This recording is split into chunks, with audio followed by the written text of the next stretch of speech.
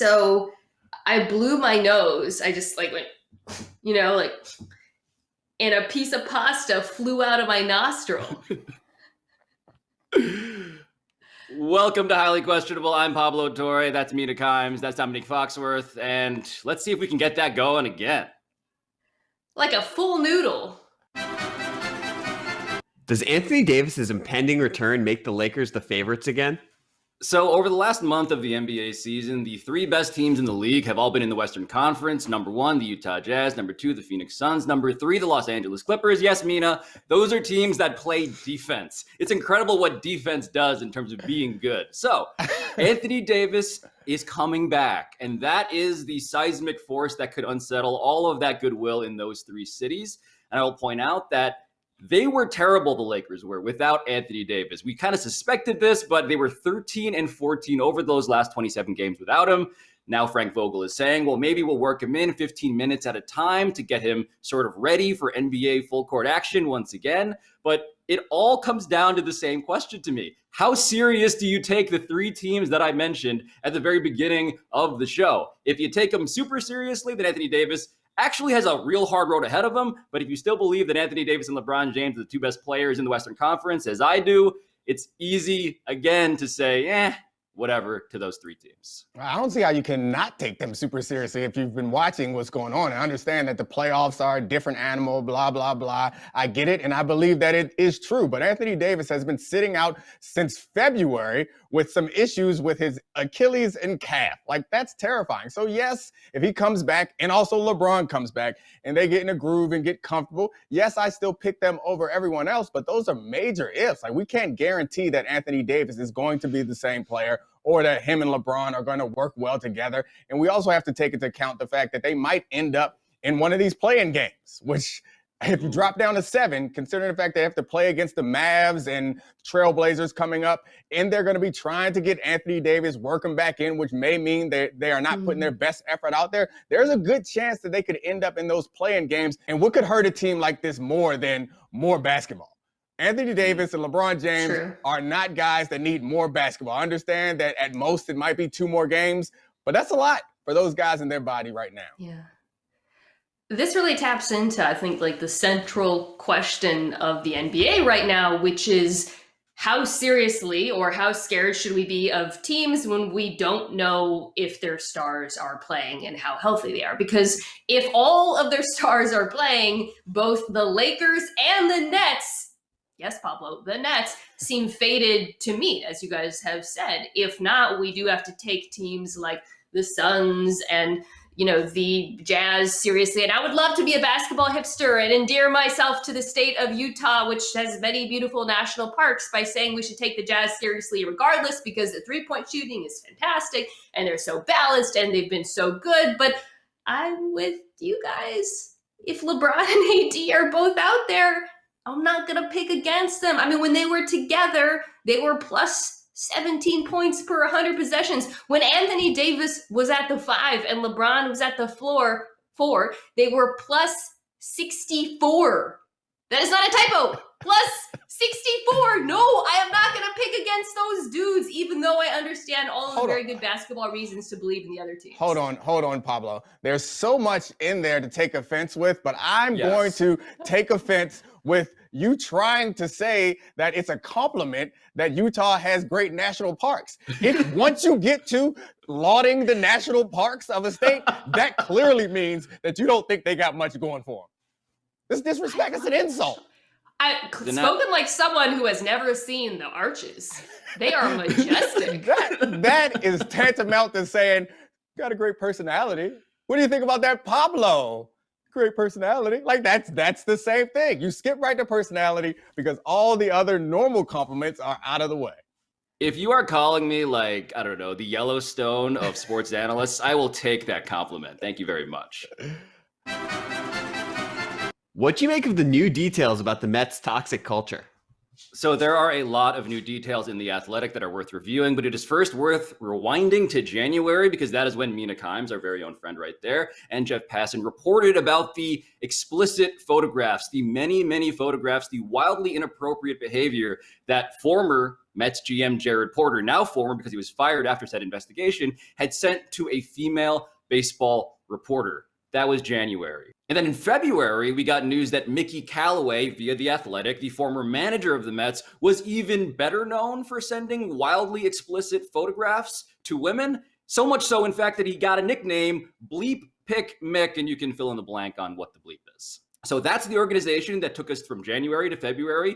March, relatively quiet, but now here we are in April, and there are more names that are worth discussing. Joe DeVito, the former executive producer of content and marketing, he's another person who has been accused now by several female employees of wildly inappropriate workplace behavior, hitting on them and so forth. His boss, David Newman, who is still with the team, another character being accused of behavior along those same lines. Another former hitting performance coordinator is now also being accused of such things, making women feel unsafe at the workplace. And president of the Mets, Sandy Alderson, has been quoted in this piece saying that maybe The Athletic and all the reporters doing this work, they're making too much of this stuff because not everything has to be a capital offense. And while all of that is happening, the Mets owner, Steve Cohen, the billionaire, he has hired a law firm that he knows well to investigate this, and he knows it well because in 2018, he had to hire the same law firm for an internal investigation into his hedge fund after a female employee accused Cohen of gender bias and pay discrimination. So there is a lot there, and it keeps on coming. Man, what the hell? I mean, I can't even believe you listed all of that correctly because it's so copious. It's overwhelming. What do I think about the Mets? It sounds like a really terrible place to work for women. It also sounds like the people in power didn't care and frankly still don't care because after the Athletic reporters, went through this long, well-researched list of misdeeds in this latest piece, you've got Sandy Alderson, as Pablo said, the president of the Mets, comparing the accountability for those misdeeds to capital punishment. And then saying to the reporter at the end, shouldn't there be a statute of limitations for this stuff? Now, some people might hear that and think, well, it's just a poor choice of words. It's a bad analogy. But to me, that is a mask off moment because for people like him, the worst thing, the thing that they can relate to the most is not being made to feel like you don't belong in a workplace because they've always belonged, but rather being held accountable for that behavior. In a piece that had a lot of damning quotes and kind of eye-popping, shocking quotes, that one at the end was the one that grabbed my attention the most. The one at the end that said, isn't there a statute of limitation? Like the insensitivity and the kind of blatant disregard for the environment kind of speaks to Sandy Alderson's position, but it speaks to the world as he has known it and the world that as he expects it to continue. It's a suggestion that like, move on, this is over, who cares, we've done this. And equating capital punishment to people losing their jobs or having strong articles written about them, like it speaks to a lot of things that I think we struggle with now with people's with people being uncomfortable with certain people having a voice or certain groups of people having a voice and an outlet and a say in things that they normally didn't before. And now all of a sudden there's accountability or something close to true accountability because it's still not full accountability. It's something close to true accountability to people who never had to be accountable before. And that gets really uncomfortable for them. And it's nothing we can really do about it. Sadly, I'm less shocked by the fact that these allegations have come out than I am by the fact that he is not smart enough to know, just don't say that. Like, just don't say it. Well, what's also incredibly disturbing about all of this is that two women who worked for the Mets told Sandy Alderson, David Newman, one of the men I just listed, the head of content and marketing, they told him not to hire that guy. Don't bring him back because he had done things that made them feel, as Mina was alluding to, personally unsafe, not welcome at the workplace. And he did it anyway. And so all of these quotes he's giving on the back end, what's even worse is that they could have been avoided if he had listened to the women who worked for the Mets. Up next on HQ. Sit here. Sit. Sit.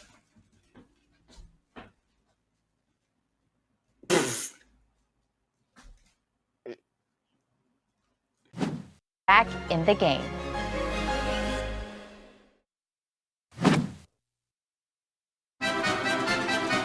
Do you question if Bill Belichick has a sense of humor?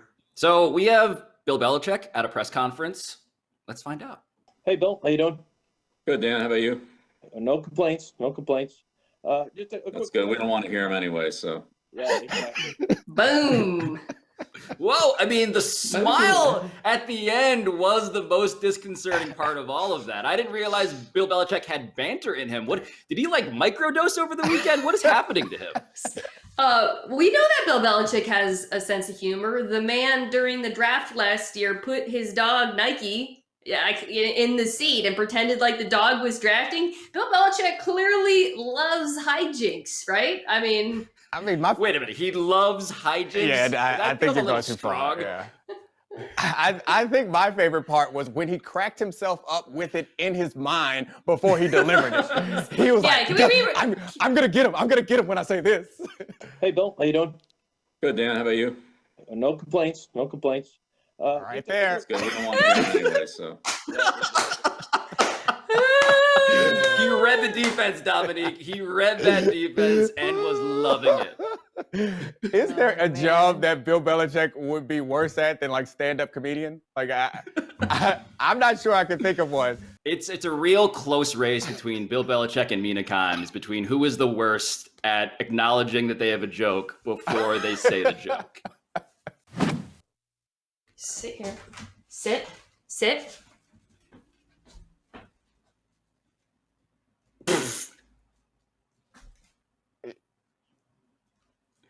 You're cheating. You're standing there. All right, leave How the room. am I cheating? I'm not cheating. I will You're leave. he's holding a clearly treat. watching. You're standing there. Leave the room. Mina, we can Alright, fine. hear Bill- you moving your lips off camera. Bill wasn't saying- even in the room.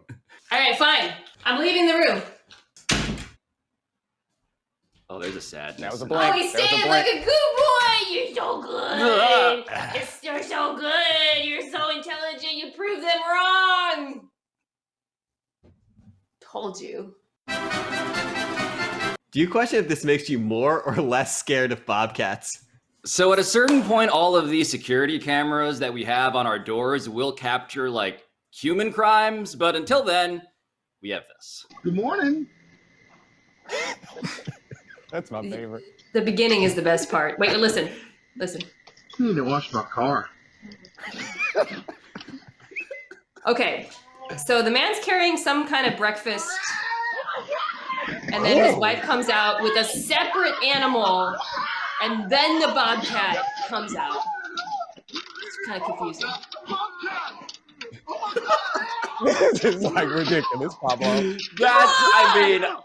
I mean, saying good morning is an amazing part, but him holding up the bobcat like Rafiki in The Lion King and staring at it in the face and declaring it's a bobcat. Okay, so good morning. I need to wash my car. My favorite part of the clip. My least favorite part of the clip is like, wow, what type of strategy is that? You don't pick up the bobcat and hold him up and walk around. Like this is a job for feet. This is why shoes were made. You need to kick. You don't pick up and hold in your face for 3 seconds. Like who does that in that moment? I'll tell you who does that. A hero. Because that movie is like truly a hero's journey. Yes, movie. It's a shame that it's too late for the Academy Awards because that had everything. It had a character arc. It had secondary role players, the jogger coming out of nowhere. It had a villain. It had high stakes, emotion, weirdly crisp audio and video. I mean, I would rewatch that 1,000 times. I have rewatched it 1,000 times. Are you making accusations? It seems like you're making accusations. Wait a minute. Wait. I will say, Domonique, I will say, when I first saw this, of course I had to figure out, like, is this all a work? Is this real? I mean, it's incredible to the extent where you have to wonder, but you look closer And if you play this slowly, you do see, I believe, the Bobcat at the 4-second mark, just like cross the street. So you're saying that you don't think it'd be a trained Bobcat? Like, who has microphones on their outdoor cameras? Is that a thing? You can see the Bobcat across the street at the beginning of the video? Yeah, re-rack it. Right there, top left. I see it. Yeah, I see it, yeah. Well-trained Bobcat right there. Domonique's criticism, spoken like someone who would have let that Bobcat get behind him in coverage and wouldn't have caught up and gotten hands on him. Oh, no, that wasn't... Let's call this what it is. You're jealous.